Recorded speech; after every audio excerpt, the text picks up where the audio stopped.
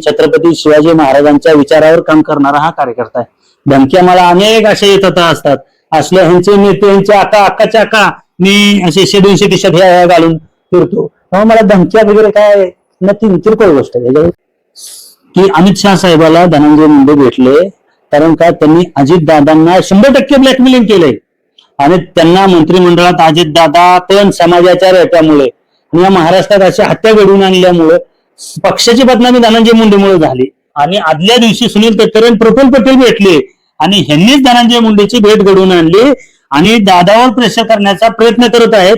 त्या पश्चिम महाराष्ट्रातील मराठवाड्यातील मराठ्यांचा जेव्हा पक्ष वाढवला गेला, सत्ता संपत्ती पद सगळ्या मराठ्यांचं जेव्हा मिळलं आणि मराठा समाजाच्या विरोधात असणाऱ्या मुंडे कंपनीला जर अजित पवारांनी घेतलं तर अजित पवारचे पक्ष तुम्हाला सांगतो धरणात बुडल्याशिवाय राहणार नाही आणि समुद्रात बुडणारच आहे जर अशा लोकांना त्यांनी मंत्रिमंडळात घेतलं। अनेक लोक त्याच्या पक्षात चांगले, त्याला घ्या ना, कुणाला पण घ्या, पण अशा खून करणाऱ्या, खून घडवून आणणाऱ्या, हत्या करणाऱ्या, जे स्वतःची बायको करुणा मुंडे समजू शकत नाही ते काय राज्याचं करणार आहे। त्यामुळे अजित पवारांना पण माहिती आहे घेतलं तर काय होईल आणि राहिला भाजपमध्ये जायचा तर त्यांचा पहिल्यापासून आता प्रयत्नच आहे, आता इकडे काय मिळत नाही म्हणून तिकडे जायचं। बीड मधील स्वर्गीय संतोष अण्णा देशमुख यांच्या हत्येनंतर आरोपी वाल्मिक कराड यांच्याबाबत महेश डोंगरे यांनी जो मीडियाच्या माध्यमातून आरोप केले होते त्याच्यानंतर परळीतील काही वाल्मिक कराड यांच्या समर्थकांकडून त्यांना धमकीचे फोन देखील आले होते। आपल्यासोबत महेशजी डोंगरे, काय तो धमकीचे फोन होते, एकंदरीत परळीच्या आसपासच्या काही कार्यकर्त्यांचे लाभार्थ्यांचे फोन येत होते असे देखील तुम्ही मीडियाच्या समोर येऊन सांगितलं, काय तो संवाद होता? हे बघा, स्वर्गीय संतोष अण्णा देशमुख यांची हत्या झाली, त्या हत्यानंतर महाराष्ट्रामधील सर्व मराठा समाज, सर्व 18 पगड जातीतील लोक उठून उभे राहिले। यांची जी परळीच्या आसपास गंगाखेड असेल, आंबेजोगाई असेल, सोनपेठ असेल, त्यांचं लोन केस पर्यंत आलं आणि यांनी हत्या घडवून आणली सुपारी देऊन, म्हणजे पैशासाठी। आणि स्वर्गीय संतोष अण्णा देशमुख एक अण्णांचा मृत्यू म्हणजे त्यांच्यासाठी की ज्या संतोष अण्णाची हत्या केली त्या संतोष अण्णाच्या हत्या पचवण्यासाठी वेगवेगळे कट केले होते त्यांनी, ते सुद्धा कट उधळून गेले। नीती कुणाला सोडत नाही, अति तिथं माती, त्यांनी अति केलं म्हणून माती होणारच आहे। आणि राहिला मला धमकी देण्याचा, अरे मी असल्या धमक्यांना ह्यांना घाबरणारा कार्यकर्ता नाहीये। मी छत्रपती शिवाजी महाराजांच्या विचारावर काम करणारा हा कार्यकर्ता आहे। धमक्या मला अनेक अशा येतात असतात, असल्या ह्यांचे नेते ह्यांचे अक्काच्या अक्का मी असे 100-200 खिशात ह्या घालून फिरतो, तेव्हा मला धमक्या वगैरे काय नथिंग किरकोळ गोष्ट आहे। ह्याच्यावर काय परळीचे आमदार धनंजय मुंडे यांनी अमित शहा यांची भेट घेतली, काय वाटतं? अनेक चर्चांना उधाण येतं की ते बीजेपीच्या वाटेवर आहेत, राष्ट्रवादीला सोडचिठ्ठी देऊन देवेंद्र फडणवीस यांचा हात धरतील। हे बघा, मी त्याच वेळेस मी लगेच मुलाखत दिली की अमित शहा साहेबाला धनंजय मुंडे भेटले कारण का त्यांनी अजितदादांना 100% ब्लॅकमेलिंग केलंय आणि त्यांना मंत्रिमंडळात अजितदादा पण समाजाच्या रेट्यामुळे आणि या महाराष्ट्रात अशी हत्या घडवून आणल्यामुळे पक्षाची बदनामी धनंजय मुंडेमुळे झाली आणि अजितदादाच्याच राष्ट्रवादीतील नेते प्रफुल्ल पटेल, सुनील तटकरे, रुपाली चाकणकर, हे सूरज चव्हाण, हे अशी जे मंडळी आहेत हे त्याला छगन भुजबळ हे सगळे धनंजय मुंडेला मंत्री करा घ्या म्हणून दादावर प्रेशर करतायत। आणि आदल्या दिवशी सुनील तटकरे आणि प्रफुल्ल पटेल भेटले आणि ह्यांनीच धनंजय मुंडेची भेट घडवून आणली आणि दादावर प्रेशर करण्याचा प्रयत्न करत आहेत। त्यामुळे शक्य नाही, जर अजितदादांनी घेतलं त्यांना तर अजितदादाचा पक्ष ह्या पश्चिम महाराष्ट्रात पवारांचा एक बालेकिल्ला होता, या राष्ट्रवादी पक्षाला मराठ्यांनी तर हातासारखं फोडासारखं जपलं। या पश्चिम महाराष्ट्रातील मराठवाड्यातील मराठ्यांचा जेव्हा पक्ष वाढवला गेला, सत्ता संपत्ती पद सगळ्या मराठ्यांचं जेव्हा मिळलं आणि मराठा समाजाच्या विरोधात असणाऱ्या मुंडे कंपनीला जर अजित पवारांनी घेतलं तर अजित पवारचे पक्ष तुम्हाला सांगतो धरणात बुडल्याशिवाय राहणार नाही आणि समुद्रात बुडणारच आहे जर अशा लोकांना त्यांनी मंत्रिमंडळात घेतलं। अनेक लोक आहेत त्याच्या पक्षात चांगले, त्याला घ्या ना, कुणाला पण घ्या.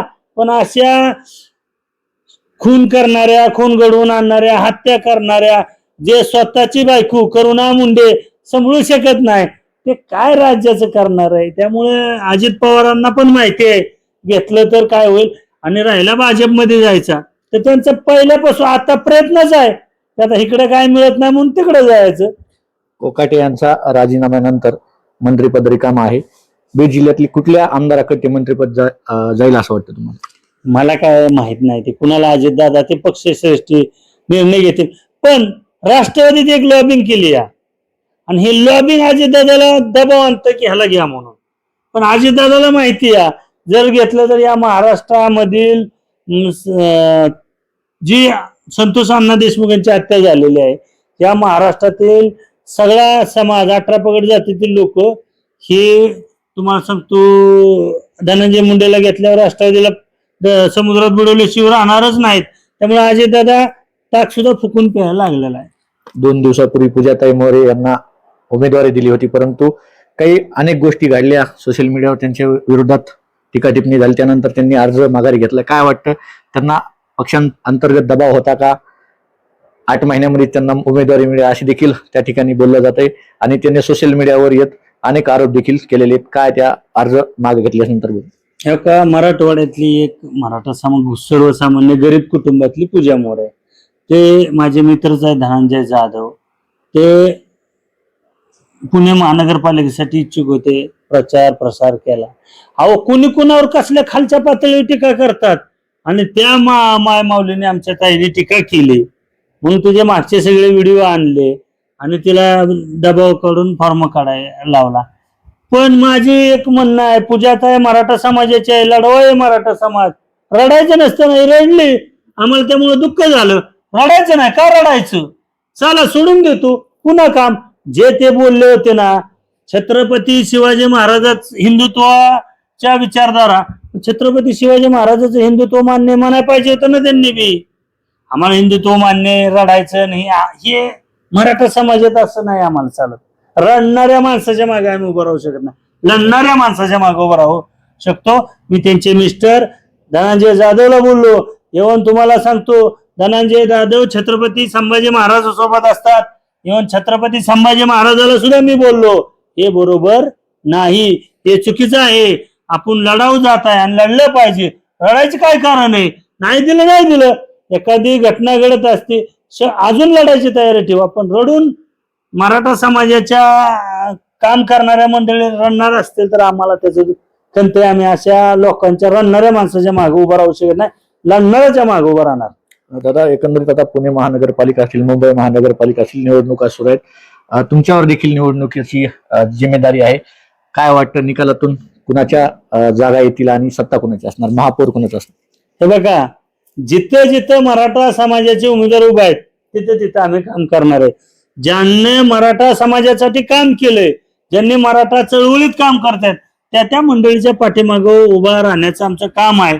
आणि मराठा समाजासाठी जर उघड मातेने काम करणारा महाराष्ट्रात आतापर्यंत एकमेव नेता एकनाथ शिंदेच्या मागे उभा राहिलं पाहिजे असं मला वाटतं. सध्या तुम्ही पाहिलं असेल, अनेक सोशल मीडियाच्या माध्यमातून ठिकठिकाणी काही जणांना उमेदवारी न दिल्यामुळे ज्या प्रकारे प्रकार समोर येत आहेत, कुणी रडतंय, कुणी ब्लॅकमेलिंग करतंय, कुणी आमदारांनाच शिव्या देतंय. काय वाटतंय, ही सत्तेसाठी चालू आहे का जनतेच्या विकासासाठी चालू आहे का स्वतःच्या विकासासाठी चालू आहे? त्या गोष्टीत मला पडायचं नाहीये. त्यांना कळायला पाहिजे होतं ना, जर बुद्धी असती तरी रडारडी पाडापडीची काय गरज होती का? दमत पाहिजे ना, चल नाही दिलं तर उभं राहू, अपक्ष उभं राहायचं. आपली ताकद उभा असेल तर कोणाची पक्षाची गरज नाही, तिकिटाची गरज नाही. रोज आपण जनतेत असो, रडून पडून रडण्याचं काम कोण करतं?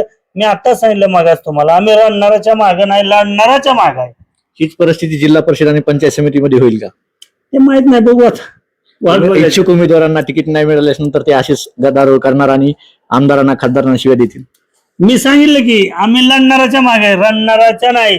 ज्यांनी मराठा समाजासाठी असेल किंवा सामाजिक कामासाठी काम चांगलं करत असेल महाराष्ट्रात, त्याच्या मागे उभं राहण्याचं आम्ही काम करू. मग त्यांना पक्षाने तिकीट दिलं तर गुट, नाही दिलं तरी बी आम्ही त्यांच्या मागे उभं राहू. शेवटचा प्रश्न असा आहे की अनेक वेळा एकनाथजी शिंदे साहेब अमित शहा यांची भेट घेत आहेत आणि अनेक वेळा चर्चा सुद्धा होती की पुन्हा एकदा एकनाथ शिंदे यांना मुख्यमंत्री पद मिळेल. काय वाटतं तुम्हाला, असं होऊ शकतं का? आणि झालं तर पुढचं महाराष्ट्राचा विकास कसा असेल? हे बघा, या महाराष्ट्रात मराठा समाजाला आरक्षण देणारा, मराठा समाजासाठी जे आता कुणबी दाखले मिळतात, अनेक आता नगरसेवक व्हायला लागले, आता जेडपी सदस्य होतील, पंचायत समिती, अनेक विषय नोकऱ्यामध्ये आता मुलांना जेवायला, ते श्रेय एकनाथ शिंदे साहेबाचं आहे. धाडसाने या महाराष्ट्रात छत्रपती संभाजी महाराजांची गेट ऑफ इंडियाला जयंती परमिशन त्यांनी दिली.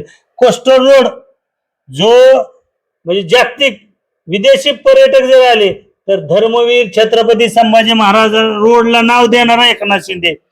आणि छत्रपती शिवाजी महाराजांचं असेल, संभाजी महाराजांचे अनेक स्मारक अनधिकृत बसवलेले अधिकृत सुद्धा त्यांनी करून दिले.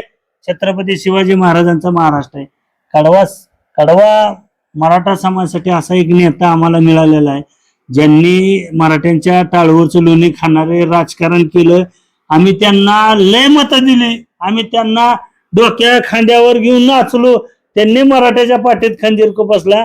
पण ज्याला जाण आहे सर्वसामान्य, अहो एकनाथ शिंदे साहेब मराठा समाजाचे कुटुंब कुणीही जाऊ द्या मराठा समाजामधील काम करणारा मंडळीला, तर ते मदत करण्याची भावना करतात.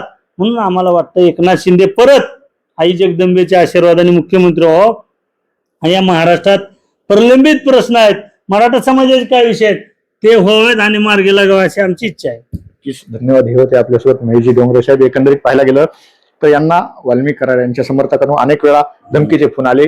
त्यांनी त्यांना उत्तर दिलेलं की असे तुमचे आकाची आका माझ्या 100-200 माझ्या खिशात पडून असतात.